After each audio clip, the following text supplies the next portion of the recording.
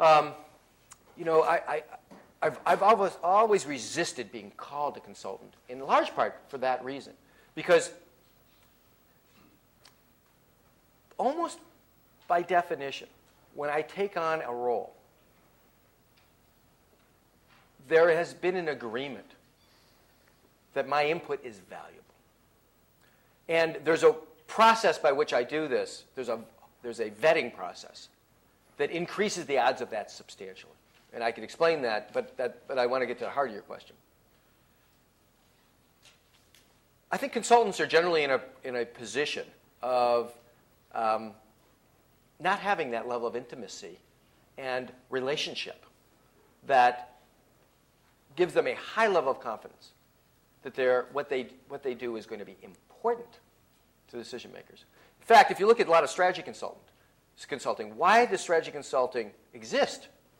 Well, it doesn't exist principally to establish strategy. It exists because, from a corporate governance standpoint, when senior management wants their strategy to be accepted by a board of directors, they often need to have it polished and blessed by an outside entity. That's the heart of strategy consulting. It's not coming up with bold new ideas. It's polishing and blessing the ideas that management already has. The role I play is very different. First of all, as you point out, a consultant's highly paid, and their advice is seldom taken. I'm not paid. I take a piece of the company.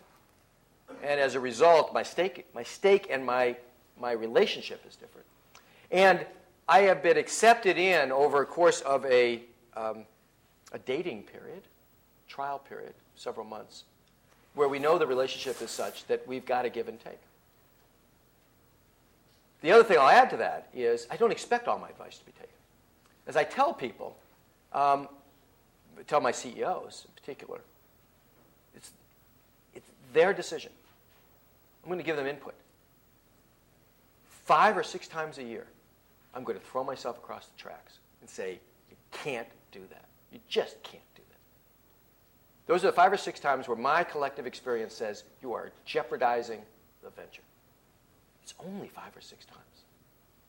There are only 5 or 6 inflection points in one of these small companies in their first year, and there's only 3 or 4 in the second, and there's only 1 or 2 in the third.